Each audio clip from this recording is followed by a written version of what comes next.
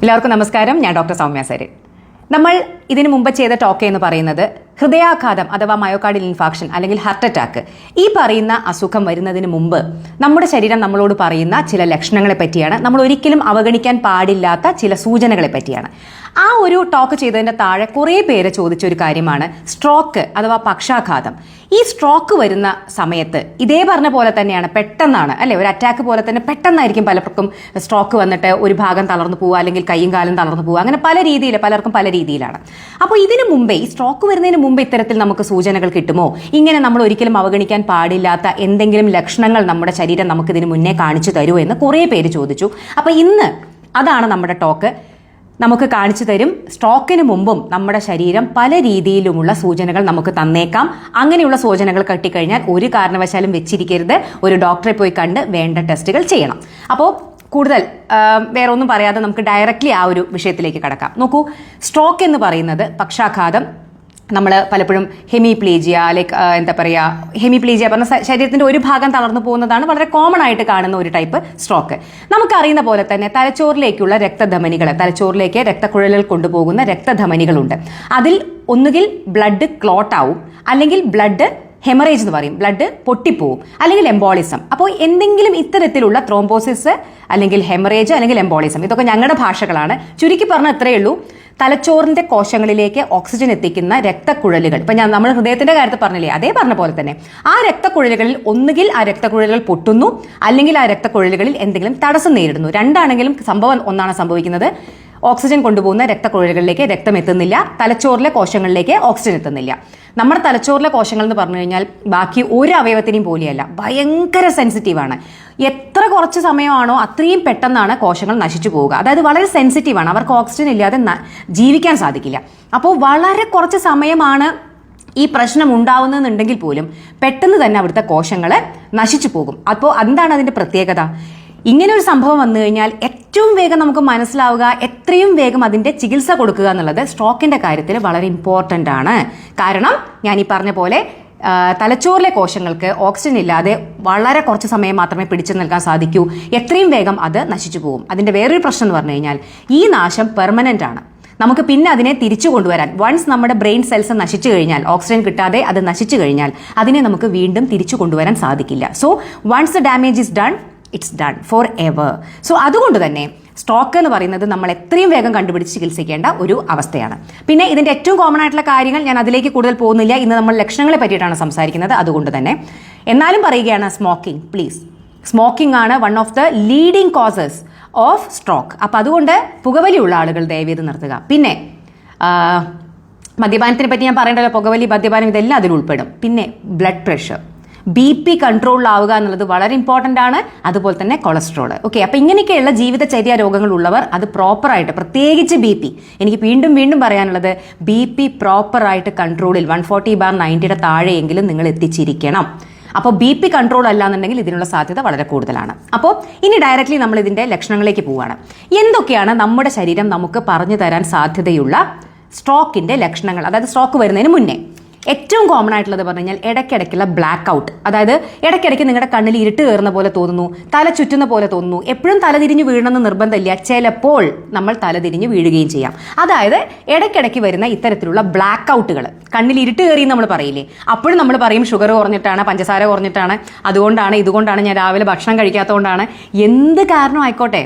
പക്ഷേ ഇങ്ങനെ ഒരു ലക്ഷണം നിങ്ങൾക്ക് ഉണ്ടായിട്ടുണ്ടെങ്കിൽ നിങ്ങൾ ഒന്ന് പോയിട്ട് ഡോക്ടറെ കണ്ട് വേണ്ട ടെസ്റ്റുകൾ ചെയ്യണം. So occasional black out and dizziness, ഞാൻ പറഞ്ഞല്ലോ, ഒന്നുകിൽ കണ്ണിൽ ഇരുട്ട് കയറുക, അല്ലെങ്കിൽ നമുക്ക് ചെറുതായിട്ട് ഇങ്ങനെ തല പെരുപ്പ് പോലെ, തല ഇങ്ങനെ ഒന്ന്, എന്താ പറയുക, ബോധമൊന്ന് ഇതാവുന്ന പോലെ, ചിലപ്പോൾ നമ്മൾ തല ചുറ്റി വീഴും ചെയ്യും. ഇതിലേത് വേണമെങ്കിലും സംഭവിക്കാം കേട്ടോ.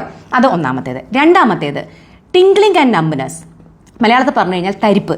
അതായത് നമ്മുടെ ശരീരത്തിന്റെ ഏതെങ്കിലും ഒരു ഭാഗത്ത്, ചിലപ്പോൾ വലത് കൈക്കും വലത് കാലിനും, അല്ലെങ്കിൽ ചിലപ്പോൾ ഫേസിന്റെ ഏതെങ്കിലും ഒരു ഭാഗത്ത്, അല്ലെങ്കിൽ ഇടത് കൈക്ക് മാത്രം, അങ്ങനെ ഏതെങ്കിലും ഒരു ശരീരഭാഗത്തിന് ടിംഗ്ലിംഗ് ആൻഡ് നംബ്നെസ് അഥവാ തരിപ്പ് അനുഭവപ്പെടുക, അല്ലെങ്കിൽ വീക്ക്നെസ്. അതായത് നിങ്ങൾ ഇതപ്പോൾ ഞാൻ ഈ ഗ്ലാസ് ഇങ്ങനെ എടുക്കുന്നുണ്ട്, ഇടയ്ക്ക് നിങ്ങൾ ഈ ഗ്ലാസ് എടുക്കുന്ന സമയത്ത് നിങ്ങൾക്ക് ഈ ഗ്ലാസ് ടൈറ്റായിട്ട് പിടിക്കാൻ പറ്റുന്നില്ല, നിങ്ങളുടെ കയ്യിൽ നിന്ന് എന്തെങ്കിലുമൊക്കെ സംഭവങ്ങൾ താഴെ വീണ് പൊട്ടുന്നു, നിങ്ങൾക്ക് ചെരുപ്പ് ടൈറ്റായിട്ട് ഇടാൻ പറ്റുന്നില്ല, ഇതൊക്കെ എന്തിൻ്റെ ലക്ഷണമാണെന്ന് അറിയോ? നിങ്ങളുടെ മസിലിൻ്റെ വീക്ക്നെസ്സിൻ്റെ ലക്ഷണങ്ങളാണ്. ഞാൻ ഒന്നുകൂടി പറയാം. കൈ കൊണ്ടാണെന്നുണ്ടെങ്കിൽ നിങ്ങൾക്ക് ഇപ്പോൾ ഈ ഗ്ലാസ് ഞാൻ ടൈറ്റായിട്ട് പിടിക്കണം എന്നുണ്ടെങ്കിൽ എൻ്റെ കയ്യിലെ മസിൽ കറക്റ്റായിട്ട് വർക്ക് ചെയ്യണം. ഇത് പറ്റുന്നില്ല എന്നുണ്ടെങ്കിൽ ഞാൻ മുമ്പേ സുഖമായിട്ട് ചെയ്തിരുന്ന ഒരു കാര്യം എൻ്റെ കയ്യിൽ നിന്ന് ചിലപ്പോൾ ഗ്ലാസ്സുകൾ വീണ് പൊട്ടും, അല്ലെങ്കിൽ എൻ്റെ കയ്യിൽ നിന്ന് വേറെ വല്ല സാധനങ്ങളൊക്കെ ഇടയ്ക്ക് വീഴും. അപ്പോൾ ഇത് കാണുന്ന സമയത്ത് നിങ്ങൾക്ക് നിങ്ങളുടെ മനസ്സിൽ ആ ഒരു ചിന്ത വരണം, എന്താണ് എനിക്കിപ്പോൾ ഇതിങ്ങനെ വീക്ക്നെസ് കൊണ്ടായിരിക്കുമോ എന്നുള്ളത്. അതുപോലെ തന്നെയാണ് നമ്മുടെ കാലിൻ്റെ വീക്ക്നെസ്. നമുക്ക് ചിലപ്പോൾ നമ്മൾ തട്ടിത്തടഞ്ഞു വീഴുന്നു. നിങ്ങളുടെ ചെരുപ്പ്, അതാണ് വളരെ ഇമ്പോർട്ടൻറ്റ്. ചെരുപ്പ് നമ്മുടെ ചെരുപ്പിട്ട് നമുക്ക് നടക്കണം എന്നുണ്ടെങ്കിൽ നമ്മുടെ കാലിന് നല്ല മസിൽ ടൂൺ വേണം. ചെരുപ്പ് നിങ്ങളുടെ കാലിൽ നിന്ന് ഇടയ്ക്കിടയ്ക്ക് ഊരിപ്പോകുന്നു, അങ്ങനെയൊക്കെ ഉണ്ടെങ്കിൽ, അതായത് ശരീരത്തിൻ്റെ ഏതെങ്കിലും ഭാഗത്ത് നിങ്ങൾക്ക് ബലക്ഷയം, അതായത് സ്വാധീനക്കുറവ് തോന്നുന്നു, നിർബന്ധമായിട്ടും ഡോക്ടറെ കാണിക്കണം. അടുത്തത് കൺഫ്യൂഷൻ, അതായത് ഇടയ്ക്ക് കാര്യങ്ങളൊക്കെ ഒന്ന് മറന്നു പോവുക, പെട്ടെന്ന് ബ്ലാക്ക്, അതായത് ഇടയ്ക്കൊന്ന് ആകെ മൊത്തം കിളി പോവാന്ന് പറയില്ലേ, ആ പറഞ്ഞ പോലെ നമുക്ക് ഇടയ്ക്കൊന്ന് കൺഫ്യൂസ്ഡ് ആവുന്നു. നമ്മൾ ആകെ മൊത്തം നമ്മുടെ തല ഒന്ന് കൺഫ്യൂസ്ഡ് ആവുന്ന അവസ്ഥ. സ്ലേറിങ് ഓഫ് സ്പീച്ച്, നിങ്ങൾക്ക് ഇടയ്ക്ക് നിങ്ങൾ സംസാരിച്ചുകൊണ്ടിരിക്കുമ്പോൾ നിങ്ങളുടെ സംസാരം കുഴന്നായി പോകുന്നു. നമ്മൾ കള്ളു കുടിച്ച പോലെ എന്നൊക്കെ പറയില്ല, അതിനാണ് സ്ലേറിങ് ഓഫ് സ്പീച്ച് എന്ന് പറയാം. അത് നമ്മുടെ വായുടെ ചില മസിലുകൾ പെട്ടെന്ന് വീക്കാവുന്നത് കൊണ്ടാണ്. സോ ഇടയ്ക്ക് ഇത്തരത്തിൽ നിങ്ങളുടെ സംസാരം കുഴഞ്ഞു പോകുന്നു. പിന്നെ കണ്ണിന് പ്രശ്നങ്ങൾ, വിഷ്വൽ ഡിസ്റ്റർബൻസസ്, നിങ്ങൾക്ക് 1-2 തോന്നുന്നു, പിന്നെ ഇടയ്ക്ക് കാഴ്ച ഒന്ന് മങ്ങുന്നു, അങ്ങനെ ഇടയ്ക്കിടയ്ക്ക് കാഴ്ച മങ്ങുന്നു, അത് ശരിയാവുന്നു. ഇതിൻ്റെയൊക്കെ പ്രത്യേകത എന്ന് പറഞ്ഞു കഴിഞ്ഞാൽ ഇതൊക്കെ വരുന്നു പോകുന്നു കേട്ടോ. ഇതാണ്, അതുകൊണ്ടാണ് നമ്മൾ സൂചനകൾ എന്ന് പറയുന്നത്. അപ്പോൾ ഇത് കാഴ്ച ഇടയ്ക്കൊന്ന് മങ്ങുന്നു, നിങ്ങൾക്ക് 1-2 തോന്നുന്നു, അങ്ങനെ ആകെ മൊത്തം ഒരു പ്രശ്നം, പിന്നെ അത് നോർമലിലേക്ക് വരുന്നു.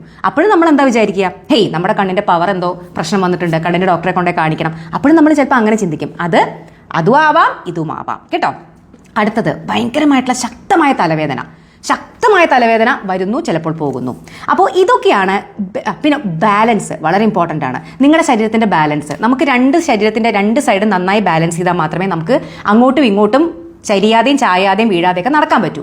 നിങ്ങളുടെ ശരീരത്തിൻ്റെ ബാലൻസ് നിങ്ങൾക്ക് ഇടയ്ക്ക് നഷ്ടപ്പെടുന്നു. അപ്പോൾ ഇങ്ങനെയുള്ള എന്ത് ലക്ഷണങ്ങൾ കണ്ടാലും, ഞാൻ ഒരിക്കൽ കൂടി പെട്ടെന്ന് വായിക്കാം.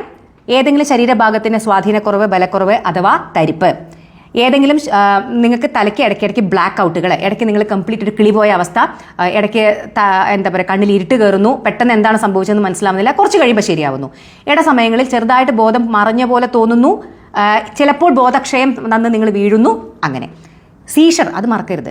അപസ്മാരം എപ്പോൾ വന്നാലും വളരെ ഇമ്പോർട്ടൻ്റ് ആണ്. അപസ്മാരം എപ്പോൾ വന്നാലും അപ്പം തന്നെ കാണിക്കണം. പിന്നെ കാഴ്ചയ്ക്ക് ചില മങ്ങലുകൾ സംഭവിക്കുന്നു, ശരീരത്തിൻ്റെ ബാലൻസ് തെറ്റിപ്പോകുന്നു, ഇടയ്ക്കിടയ്ക്ക് ശക്തമായ തലവേദനകൾ വരുന്നു, ഇടയ്ക്ക് ഭയങ്കരമായ കൺഫ്യൂഷൻ വരുന്നു, നിങ്ങൾക്ക് എന്താണ് സംഭവിക്കുന്നതെന്ന് മനസ്സിലാവുന്നില്ല, നിങ്ങളുടെ വർത്തമാനം കുഴഞ്ഞു പോകുന്നു. അപ്പോൾ ഇത് ഓർത്തു വയ്ക്കാൻ പെട്ടെന്ന് ഒരു മാർഗമുണ്ട്. ബി ഫാസ്റ്റ്, അതായത് പെട്ടെന്ന് പ്രതികരിക്കൂ എന്നുള്ള പോലെ. BEFAST. എന്താണ് ഈ ബി ഫാസ്റ്റ്?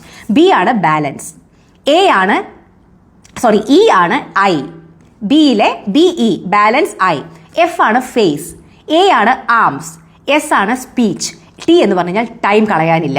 മനസ്സിലായോ? ബി ഫാസ്റ്റ് എന്ന് എപ്പോഴും ഓർത്ത് വയ്ക്കുക സ്ട്രോക്കിന്റെ കാര്യത്തിൽ.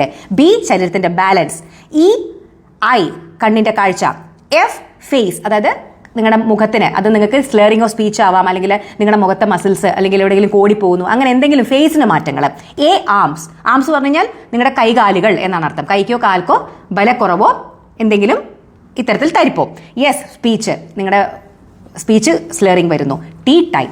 ഓക്കെ, ടൈം കളയരുത്. അപ്പോൾ അവസാനത്തെ ഈ ടീയുടെ കാര്യമാണ് എനിക്ക് ലാസ്റ്റായിട്ട് നിങ്ങളോട് പറയാനുള്ളത്. എന്താണ് ടൈം? എന്താണ് ഗോൾഡൻ അവർ ഓഫ് സ്ട്രോക്ക്?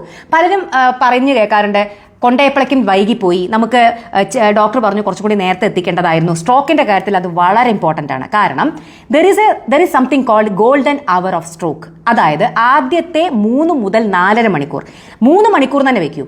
നിങ്ങൾ 3 മണിക്കൂറിൻ്റെ ഉള്ളിൽ നിങ്ങൾക്ക് എത്തിച്ചു കഴിഞ്ഞാൽ, ഞാൻ പറഞ്ഞല്ലോ പലപ്പോഴും രക്തധമനികളിൽ രക്തം ക്ലോട്ട് ആയതായിരിക്കും കാരണം. നിങ്ങൾക്ക് ഞരമ്പിലൂടെയുള്ള ചില മരുന്നുകൾ കൊടുത്തു കഴിഞ്ഞാൽ ഈ ക്ലോട്ടിനെ അലിയിപ്പിക്കാൻ സാധിക്കും. പക്ഷേ അത് ആദ്യത്തെ മാക്സിമം 4.5 മണിക്കൂറാണ്. 3 മണിക്കൂറിനുള്ളിലെങ്കിലും എത്തിച്ചിരിക്കണം, എങ്കിൽ മാത്രമേ ആ ചികിത്സ ഫലപ്രദമാവൂ. അപ്പോൾ അങ്ങനെ ഒരു ചികിത്സ നമുക്ക് ഉള്ളത് കൊണ്ട് തന്നെ എത്രയും വേഗം സ്ട്രോക്കുള്ള പേഷ്യൻറ്റിനെ ആ ഒരു ഫെസിലിറ്റിയിൽ, ആ ചികിത്സ കൊടുക്കാൻ പറ്റുന്ന ഫെസിലിറ്റിയിൽ എത്തിക്കുക എന്നുള്ളത് വളരെ ഇമ്പോർട്ടൻ്റ് ആണ്. സമയം പോകുന്തോറും ഞാൻ പറഞ്ഞല്ലോ നമ്മുടെ ബ്രെയിനിൻ്റെ കോശങ്ങൾ നശിക്കും. അപ്പോൾ അതിൻ്റെ പ്രശ്നം എന്താണ്?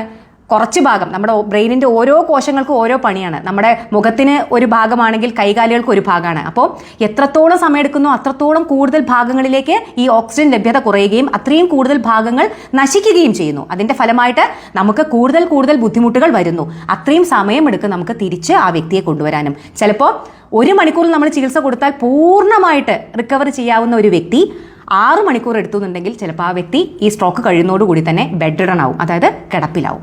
മനസ്സിലായില്ലേ? ഒരേ വ്യക്തിയാണ്, ഒരേ പ്രശ്നമാണ്. പക്ഷേ ചികിത്സ എത്ര നേരത്തെ കൊടുക്കുന്നതനുസരിച്ചിട്ടായിരിക്കും ആ വ്യക്തി 100% റിക്കവറിയും സാധ്യമാണ്. ചിലപ്പോൾ കംപ്ലീറ്റ് ആയിട്ട് ആ വ്യക്തി കടന്നു പോവുകയും ചെയ്യും. അപ്പം അതുകൊണ്ട് ആദ്യത്തെ 3 മണിക്കൂർ എന്നുള്ളത് നിങ്ങളുടെ മനസ്സിൽ നിങ്ങൾ ഉറപ്പിക്കേണ്ട കാര്യമാണ്. ഇങ്ങനെയുള്ള എന്ത് ലക്ഷണങ്ങൾ കണ്ടാലും ഉടൻ തന്നെ ഈ ഫെസിലിറ്റി ഉള്ള സ്ഥലത്ത്, കുഞ്ഞു കുഞ്ഞു ആശുപത്രികളിലല്ല, ഈ ഫെസിലിറ്റി ഉള്ള നല്ലൊരു ന്യൂറോ വിഭാഗമുള്ള, ഇങ്ങനെ നമ്മളിതിന് ഉപയോഗിക്കുന്ന മരുന്നുകൾ TPA എന്ന് പറയുന്ന ഒരു മരുന്നായിരുന്നു മുമ്പ് ഉപയോഗിച്ചിരുന്നത്. ഇപ്പോൾ ടെനിക്റ്റിപ്ലേസ് എന്ന് പറയുന്ന ഒരു മരുന്നാണ്. വളരെ വളരെ യൂസ്ഫുൾ ആയിട്ട് നമുക്ക് ഉപയോഗിക്കാൻ പറ്റുന്ന, ഞരമ്പിലൂടെ കൊടുക്കാൻ പറ്റുന്ന ഈ പറയുന്ന രക്തക്കട്ടകളെ അലിയിച്ച് കളയാൻ പറ്റുന്ന, തിരിച്ച് അലിയിച്ച് കളയുമ്പോൾ എന്താ, അങ്ങോട്ടുള്ള രക്തയോട്ടം പൂർവ്വസ്ഥിതിയിലാവും. അപ്പോൾ നമ്മുടെ ബ്രെയിൻ സെൽസുകൾക്ക് വീണ്ടും ഓക്സിജൻ എത്തും, അവരെ നശിക്കുന്നതിൽ നിന്ന് നമുക്ക് രക്ഷിക്കാൻ സാധിക്കും കേട്ടോ. അപ്പോൾ വളരെ വളരെ സിമ്പിളാണ് കാര്യങ്ങൾ. പക്ഷേ സമയം വളരെ ഇമ്പോർട്ടൻ്റ് ആണ്. 3 മണിക്കൂർ. അപ്പോൾ പെട്ടെന്നുള്ളൊരു ടോക്കാണ്.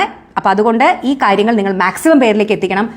അറ്റാക്ക് വന്നിട്ട് മാത്രമല്ല, സ്ട്രോക്ക് വന്നിട്ടും ആളുകൾ മരിക്കുന്നു എന്നുള്ളതിനേക്കാൾ കൂടുതൽ ആളുകൾ ബെഡ് റിഡൺ ആയി പോകുന്നു, ശരിക്കും കിടപ്പിലായി പോകുന്നു. ആ രോഗികളുടെ അവസ്ഥ പലപ്പോഴും നിങ്ങൾ കണ്ടിട്ടില്ലേ? സംസാരിക്കാൻ പറ്റാതെ, തളർന്ന്, പരസഹായത്തോടു കൂടി. സത്യം പറഞ്ഞാൽ സ്ട്രോക്ക് കഴിഞ്ഞിട്ടുള്ളൊരു അവസ്ഥ പിന്നെ നമ്മൾ എത്രയോ കൊല്ലത്തോളം ഫിസിയോതെറാപ്പിയും കാര്യങ്ങളൊക്കെ ചെയ്താൽ മാത്രമേ, എങ്കിൽ പോലും 100% നമുക്ക് തിരിച്ചു കൊണ്ടുവരാൻ പറ്റുമെന്ന് നമുക്കറിയില്ല. അപ്പോൾ അതുകൊണ്ട് സ്ട്രോക്കിനെ മനസ്സിലാക്കേണ്ടതും കൃത്യസമയത്ത് ചികിത്സ കൊടുക്കേണ്ടതും വളരെ ഇമ്പോർട്ടൻ്റ് ആണ്.